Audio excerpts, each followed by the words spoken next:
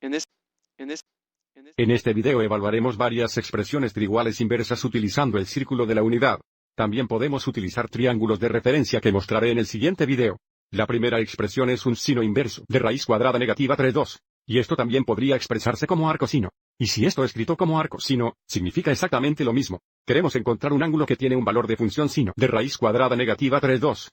Así que la entrada es el valor de la función senoidal, y la salida va a ser el ángulo.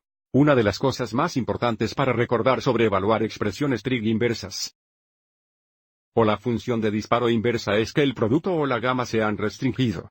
Hay un número infinito de ángulos que tienen un valor de función sino de la raíz cuadrada negativa 3,2, sin embargo, la salida para el sino inverso, o arco, está restringido o limitado al inverso cerrado de π2 a más π2.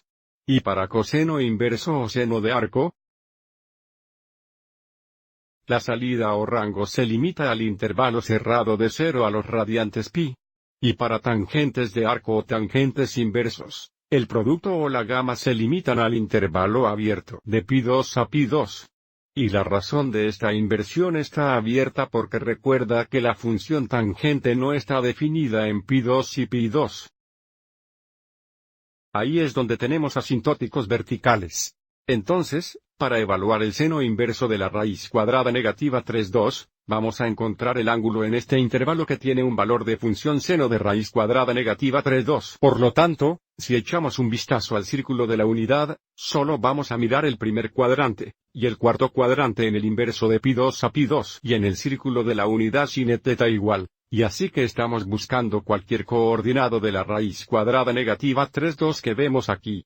Tenemos que tener un poco de cuidado aquí porque la respuesta no es de 300 grados o radiante de 5π3 porque el ángulo tiene que estar en este intervalo.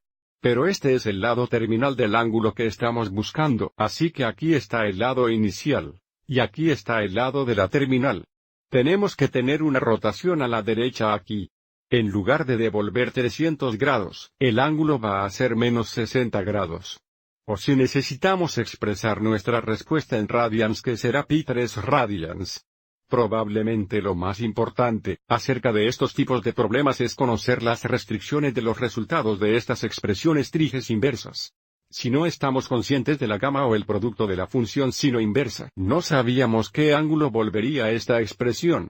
Para cosine inverso, de nuevo, solo vamos a estar mirando en el círculo de la unidad desde 0 a los radiantes pi o de aquí a aquí, y porque estamos buscando un ángulo que tiene una función de cosino 0, y en el círculo unidad de cosino θ igual x, ahora estamos buscando una coordinación x de 0, y aquí está.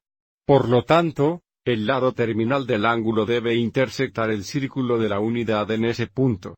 Así que aquí está el lado inicial. Aquí está el lado de la terminal. Y así nuestro ángulo va a ser 90 grados o radiantes π2. Ahora, para el último ejemplo estamos buscando un ángulo que tiene un valor de función tangente de -1 donde el ángulo debe estar en este intervalo.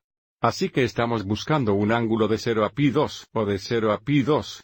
Y en el círculo de la unidad, la función tangente se dividiría por x así que buscamos un punto donde se divide. Sería igual a -1, significa que el valor absoluto de las coordenadas sí sería igual, pero son en signo opuesto.